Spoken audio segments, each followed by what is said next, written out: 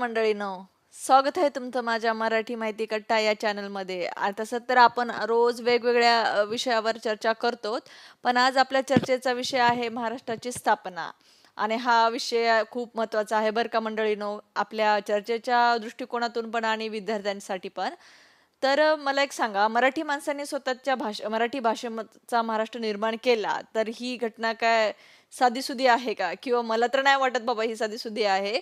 कारण की त्यामागचा मराठी माणसाचा खूप मोठा लढा आहे. तो त्यांच्या जो मराठी माणसाचा जो लढा आहे, ते त्यांच्या स्वप्नाचा, आत्मसन्मानाचा, बलिदानाचा आणि अस्मितेचा आहे. हे काय एका दिवस घडलेली घटना नाही आहे. त्यांना खूप त्यांचं बलिदान द्यावं लागलं. खूप खूप काही संघर्ष करावा लागला. तेव्हा कुठे आपलं महाराष्ट्र निर्माण झालं आणि त्यांच्या ह्या संघर्षाचा स्वरूपचा परिणाम जो आहे, तर त्या परिणाम स्वरूपी आपल्याला आपल्या मराठी भाषा असलेलं राज्य मिळालं आणि आपल्या इतर भाषांपैकी भारतामध्ये मराठी भाषेला पण सन्मानाचं स्थान मिळालं. तर चला तर मग आपण सुरू करूया, की त्याच्याबद्दलची माहिती गोळा करू किंवा मग त्याच्याबद्दलची चर्चा आपण आता सुरू करूया. आता महाराष्ट्राची स्थापना. स्वातंत्र्यपूर्व पार्श्वभूमी जर आपण पाहिली तर तो काळ होता 1818 ते 1947 मधला. त्याच्यामध्ये पेशव्यांची राज्य संपले आणि इंग्रजांनी आपल्या भारतावरती राज्य केले. तर त्यावेळेस जे इंग्रजांनी जे आपल्या भारताची प्रांताची जी रचना केली होती, तर ती कुठल्या भाषेच्या आधारावर केली नव्हती. ते त्यांच्या सोयीनुसार त्यांनी प्रशासनाच्या आधारावर प्रांताची निर्मिती केली होती. तर त्या काळामध्ये जो आपला मराठी प्रदेश होता मित्रांनो, तो असा एकुलता एक आपला छोटासा महाराष्ट्र नव्हता. तर आपला जो मराठी प्रदेश आहे, हे 3 गोष्टींमध्ये विभागलेला होता. त्यामधला एक असा आहे, की तो बॉम्बे रेसिडेन्सी, दुसरी आहे हैदराबाद संस्थान, मराठवाडा आणि तिसरं आहे मध्य प्रांत व बरात, त्याला विदर्भ म्हणतो आपण. तर बॉम्बे रेसिडेन्सीमध्ये सध्याचा जो मुंबई, कोल्हापूर हा भाग येतो आणि हैदराबाद संस्थान त्याला आपण मराठवाडा म्हणतो आणि मध्य प्रांत व बेरर हे विदर्भ आहे. तर त्या काळी जो मराठी प्रदेश होता तो ह्या 3 भागामध्ये होता आणि आपल्या मराठी माणसाचं काही विशेष स्थान नव्हतं. आपला मराठी माणूस कुठल्याही ह्याच्यामध्ये घुसलेला होता, म्हणजे विखरलेला होता सगळीकडे. आणि त्या काळामध्ये गुजरात सुद्धा आपल्या महाराष्ट्रामध्येच म्हणजे मिक्स होतं. गुजरात आणि महाराष्ट्र एकत्रच होता. ते बी काही सेपरेट नव्हतं. त्यामुळे महाराष्ट्रामध्ये कुठलीच एक भाषा नव्हती. कुणी म्हणायचं आम्ही बेंगॉली आहे, कुणी म्हणायचं आम्ही मराठी आहे, कुणी आम्ही पंजाबी म्हणायचं आहे. संस्कृती आणि भाषा मध्ये त्या काळामध्ये कुठलीच जागा दिसत नव्हती आणि इंग्रजांनी जो म्हणजे त्या काळाची जी प्रांताची निर्मिती केली, ती ही त्यांच्या प्रशासकीय सोयीनुसार केली होती. त्याच्यानंतर आपण पाहूत की स्वातंत्र्य आणि नवीन राष्ट्र 1947, म्हणजे भारत स्वतंत्र झाला 15 ऑगस्ट 1947 ला मित्रांनो.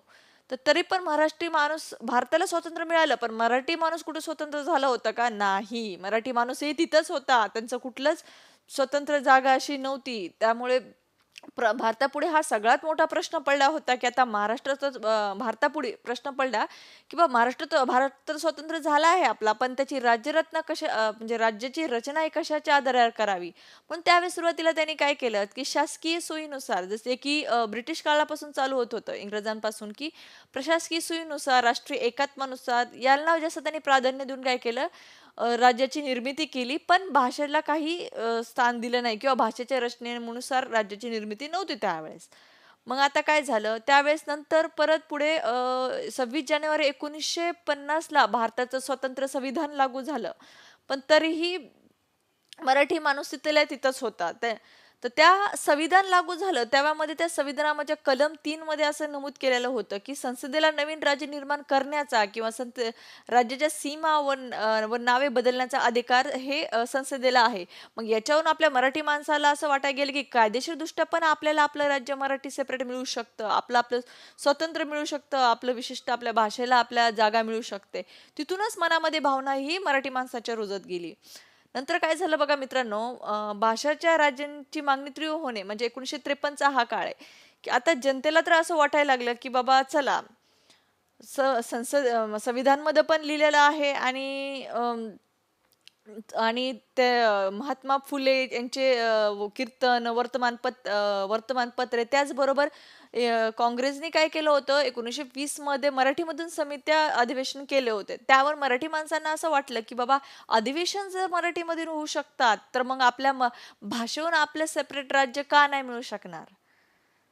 मग त्याच्यामुळे भाषण राज्य द्या याची भावना सामान्य जनतेच्या मनामध्ये तीव्र झाली आणि त्याच काळामध्ये असं पण एक घडलं बघा मित्रांनो, की ते 1953 मध्ये तेलुगू भाषेच्या आधारित आंध्र प्रदेश राज्याला सुद्धा त्यांच्या भाषेवरून सेपरेट राज्य देण्यात आलं. मग आपल्या मराठी जनतेला असं वाटलं किंवा मराठी माणसाला असं वाटलं, की तेलंगणा जर म्हणजे तेलुगू भाषेवरून जर आंध्र राज्य देत असेल, तर मराठी भाषेवर महाराष्ट्र वेगळा का नाही होणार?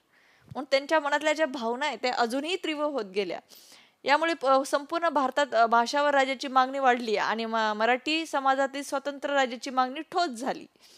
आता हे पाहू आपण, की आता ह्या मागण्या वाढायला लागल्या, सरकारवर दबाव यायला लागला, की येऊ लागला, त्यांच्या कार्यामध्ये अडथळे येऊ लागले. म्हणून त्यांनी काय केलं, की राज्य पुनर्रचना आयोग म्हणजे आयोगाची स्थापना केली. तो काळ होता 1953 आणि 1955चा.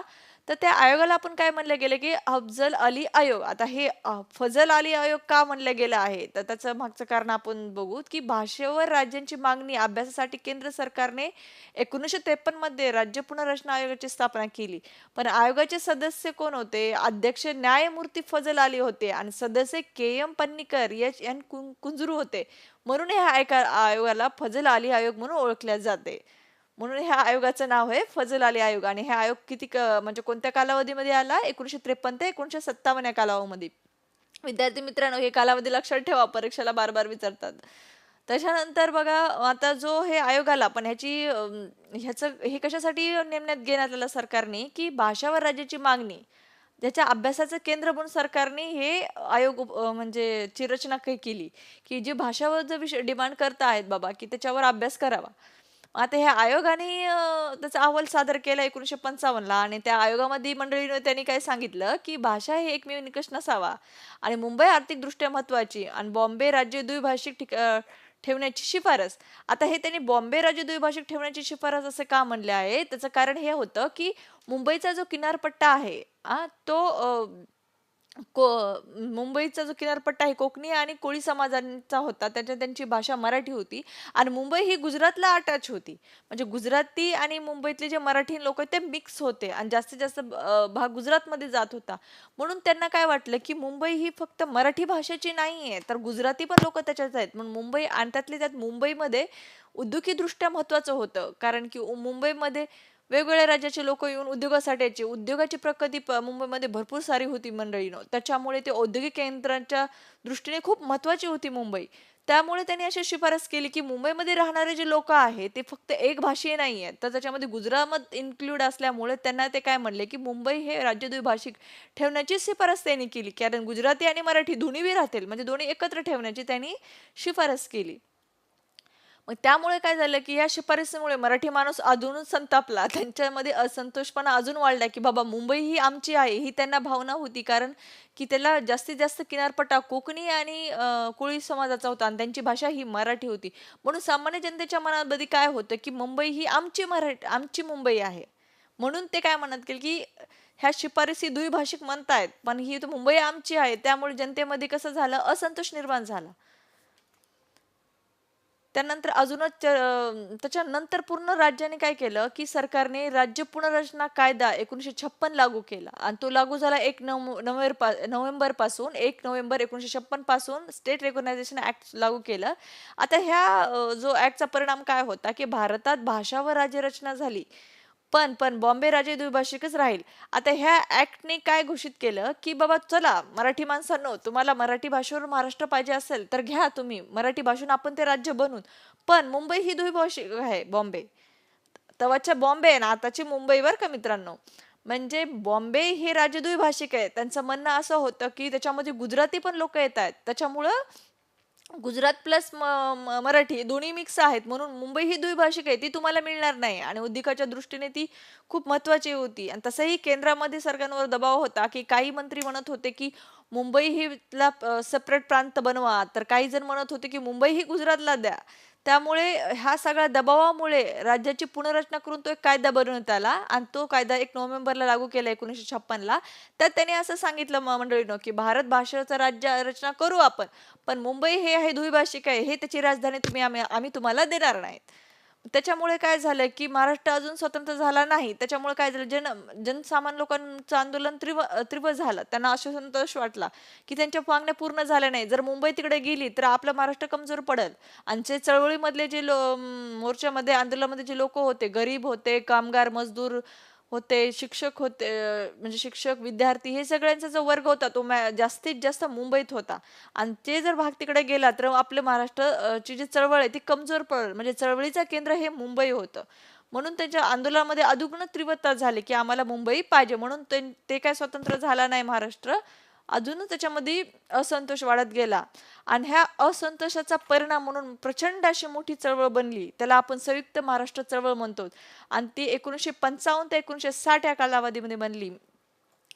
पण आता ह्या चळवळीमध्ये एक खूप मोठी दुःखदायक घटना घडली.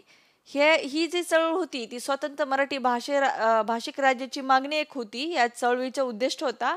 आणि त्याचबरोबर मुंबई ही महाराष्ट्राची राजधानी असावी असा ठाम भूमिका. म्हणजे ह्या चळवळीचे दोन मागण्या होत्या. एक तर आम्हाला भाषावरून महाराष्ट्र राज्य बनवा, आणि दुसरी ही की त्याची राजधानी मुंबई म्हणून आम्हाला द्या.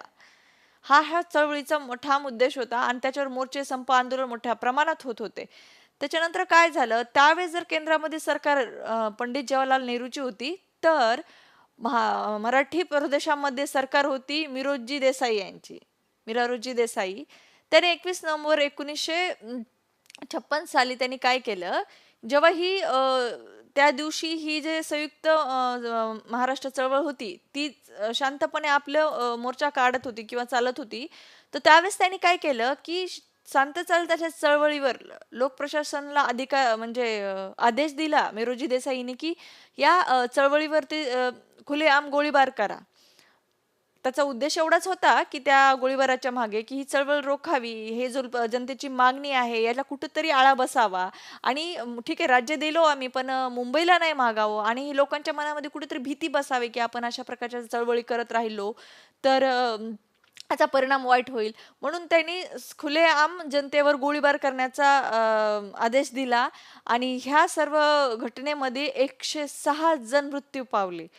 खुलेआम गोळीबारामुळे चळवळीतील 106 जणांना गोळी लागल्या आणि 106 जण मृत्यू पावले. आणि त्यांच्या आठवणीस्त मुंबईमध्ये हुतात्मा चौक म्हणून उभारला गेला, आणि त्याला आपण आताच फ्लोरा फाउंटेन म्हणून म्हणतो. आणि ही घटना अतिशय वाईट आहे आणि आपल्या महाराष्ट्राच्या निर्मितीच्या इतिहासातील सगळ्यात दुःखदायक ही घटना आहे. 106 जणांचा जीवाची ज्योत मावळली, पण महाराष्ट्राचा लढाई तो थांबला नव्हता. त्याचं रूपांतर अजून प्रचंड मोठ्या आंदोलनामध्ये झालं. आणि त्यानंतर पुढे असं झालं, की त्यांचा जो परिणाम आहे तर केंद्रावर मोठ्या प्रमाणावर दबाव पडला गेला. केंद्राचं काम बंद पडायला लागलं. केंद्राच्या कामामध्ये अडथळे निर्माण व्हायला लागले. त्यामुळे मोर्चा, संप, परत आंदोलने मोठ्या प्रमाणात व्हायला लागले. आणि म्हणजे सभा आहे त्यांना खूप साऱ्या मोठ्या प्रमाणात गर्दी व्हायला लागली. आणि त्यामुळेच केंद्राचे जे कामकाज आहे ते सगळं बंद पडायला लागलं. ह्याच्यामुळे जनतेचा खूप मोठा दबाव सरकारवर पडला. आणि मग काय झालं, की मग नंतर सरकारने 1960ला ह्या जन आंदोलनाच्या आणि राजकीय दबावामुळे सरकारने काय केलं, 1960ला म्हणजे 1 मे 1960ला बॉम्बे रेकॉग्नायझेशन ऍक्ट लागू केला. त्याच्यामध्ये असं होतं, की 1 मे बॉम्बे रिऑर्गनायझेशन ऍक्ट लागू केला. आणि तिथून 1 मे 1960 पासून लागू झाला. म्हणून आपण त्याला महाराष्ट्राची स्थापना किंवा महाराष्ट्र दिवस म्हणून ओळखला जातो. याचा परिणाम झाला, की महाराष्ट्र राज्याची सेपरेट स्थापना झाली. आणि त्याच दिवशी बघा, गुजरात स्वतंत्र राज्य झालं. म्हणजे महाराष्ट्र एक स्वतंत्र राज्य बनलं मराठ्यांचं, हे मराठी लोकांचं. आणि गुजरात हे सेपरेट राज्य बनलं. आणि ही घटना अशी होती, की एका दिवशी 2 राज्य स्वतंत्र झाले. आणि मुंबई ही महाराष्ट्राची राजधानी म्हणून दिली. आणि त्याचे पहिले मुख्यमंत्री होते यशवंतराव चव्हाण. आणि महाराष्ट्र दिन म्हणूनच आपण 1 मे हे महाराष्ट्र दिन दिन म्हणून साजरा करतो. पण घटना बी अशी झाली बघा मंडळीनो, की त्याच दिवशी आंतरराष्ट्रीय दिवसाची पण कामगार दिवसाची स्थापना झाली. म्हणून त्या दिवशी एक दिवस आपण आंतरराष्ट्रीय कामगार दिवस म्हणून बी साजरा करतो. पण महाराष्ट्राशी थोडा महाराष्ट्र स्थापनेच्या गोष्टी मागे थोडासा मिळता जुळता आहे. कारण महाराष्ट्राचं जे स्थापनाची जी लढाई होती त्याच्यामध्ये जास्तीत जास्त जे लोक होते ते कामगार होते. म्हणून 1 मे हे कामगार दिवस म्हणून पण ओळखला जातो. हा दिवस फक्त म्हणजे महाराष्ट्र स्वतंत्राचा नव्हता, तर त्याच्यामध्ये त्याचे संविधान, लोकशाही, जन आंदोलन यांच्या विषयाचे प्रतीक म्हणून ओळखला जातो. आता परफेक्ट निष्कर्ष काय येतो बघा, की महाराष्ट्र राज्याची स्थापना ही भारतीय संविधानातील कलम 3, फजल अली आयोगाच्या अहवालावर आधारित कायदे आणि संयुक्त महाराष्ट्र चळवळीतील जन आंदोलन यांच्या एकत्रित परिणामामुळे 1 मे 1960 रोजी झाला. म्हणून आपण याला महाराष्ट्र ची स्थापनाचा दिवस म्हणून ओळखला जातो आणि अशा प्रकारे महाराष्ट्राची स्थापना झाली. मराठी माणसाचा हा जो आत्मबलिदान आहे ते काही वाया गेलं नाही. जे की ते 106 जण हुतात्मा झाले, त्यांच्या आत्मेला शांती मिळो.